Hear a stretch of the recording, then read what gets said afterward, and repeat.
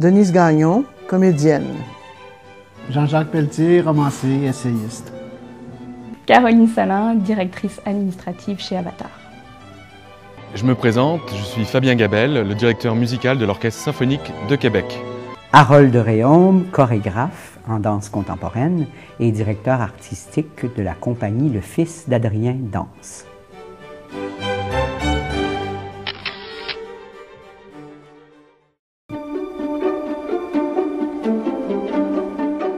Danger.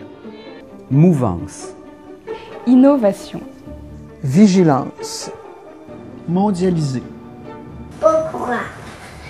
J'ai donc choisi le mot innovation pour plusieurs raisons. La première étant que je pense que l'innovation passe effectivement par l'utilisation des nouvelles technologies, mais l'innovation va au-delà de l'utilisation des nouvelles technologies. Je pense que c'est aussi une nouvelle manière de voir nos métiers et la création de manière générale.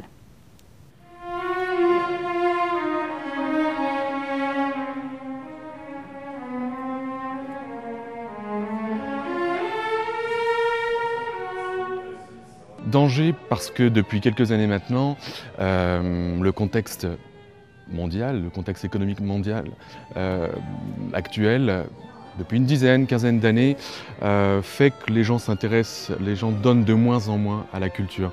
La culture, un compositeur comme Beethoven par exemple, n'aurait jamais pu écrire ses 9 symphonies, ses quatuors, sans l'aide de bienfaiteurs, sans l'aide de princes à l'époque. Pareil pour Richard Wagner, il n'aurait peut-être pas pu écrire ses opéras sans l'aide de gens de bienfaiteurs comme Louis II de Bavière. La musique, elle apporte une seule chose, c'est qu'elle soigne les âmes. L'exercice de leur métier est menacé dans le monde en général. Donc voilà, je tenais à souligner ça. Il faut être très vigilant à continuer de soutenir les musiciens, de soutenir les artistes de manière générale, que ce soit les sculpteurs, les peintres, les comédiens, les danseurs et les musiciens bien sûr. Pour moi, la vigilance est extrêmement importante parce que le théâtre est toujours un art menacé. Il existe depuis 2000 ans, mais il dépend de tellement de choses, c'est-à-dire du public, du côté économique, que c'est important que nous nous réunissions tous pour le soutenir. Aujourd'hui, on communique avec le monde entier, mais on est tout seul devant son ordinateur, alors qu'au théâtre, on est tous là, ensemble, avec une communication, une vraie. Et je pense que c'est ça qui est important et c'est ça qui fait qu'on est humain. Et pour ça, on a besoin de se réunir et de frémir aux mêmes choses. Voilà. Mondialisé parce qu'on est exposé de toutes les façons à la mondialisation. Parce qu'on veut soi-même s'exposer à la mondialisation si on veut survivre.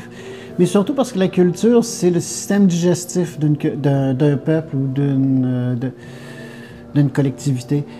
La culture, c'est un système digestif dans le sens où c'est le moyen qu'un peuple, qu'une collectivité a d'apprivoiser et